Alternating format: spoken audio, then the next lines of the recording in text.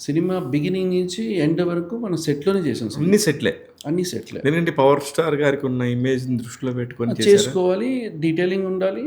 ఎక్కడ కూడా మనం మిస్ అవ్వకూడదు. ఓవరాల్ ద లుక్ కొన్ని ఫస్ట్ ఫారెస్ట్ సీన్‌లు వాటిలో ఉన్నాయి సార్. అవన్నీ కూడా టింబర్ డిపోలు అవన్నీ చేసాం. అవి కూడా ఎవ్రీథింగ్ మీరు క్రియేటెడ్. అవి కూడా క్రియేటెడా? Everything is created. దాని తర్వాత వచ్చేది మీకు యాక్షన్ క్లైమాక్స్. ఓకే. తర్వాత ఒక వాటర్ ఫాల్ ఉండి బ్రిడ్జ్ మీద ఇద్దరు కలవడం. అవును. ఇట్లాంటి ఎపిసోడ్స్. తర్వాత ఒక డాబా సెట్ వాళ్ళ ట్రక్స్ దగ్గర మర్డర్ చేయడము.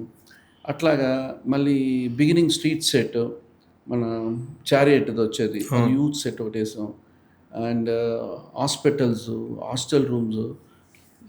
Okay. IAS, IPS hostel rooms అన్నీ కూడా మీరు సెట్ మొత్తం చేసాం. అది పాత బస్తీ కూడా సెట్ వేసాం. ఓహ్!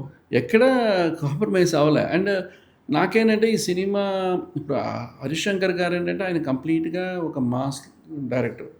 సో ఆయన డైరెక్షన్లో ఫోకస్ చేయాలి. బట్ ఏంటంటే నేనేమనంటే మీరు డైరెక్షన్లో ఉండండి సార్, మీ లొకేషన్స్ మీరు కథ చెప్పిన లొకేషన్స్ నేను ఇట్లా అనుకుందాము. స్విమ్మింగ్ పూల్ అంటే ఇక్కడ ఇట్లా చేద్దాము. అక్కడ స్విమ్మింగ్ పూల్లో కొన్ని విత్ లాట్ ఆఫ్ సెటప్స్ చేసాము. ఇట్లా ప్రతి ఎపిసోడ్స్ కూడా వర్క్ చేశాను. ఇదంతా కొంచెం బ్రైట్ సినిమా ఇది. అవును. సో కలర్ఫుల్గా ఉండాలి. బట్ రెగ్యులర్ డేట్స్ ఉన్నాయి కాబట్టి దాంట్లో మళ్ళీ మండో హౌస్ హీరోయిన్ సినిమా అది కూడా సెట్ చేసాం. అది ఒక 3 days కోసం డన్ ద సెట్. అవునా?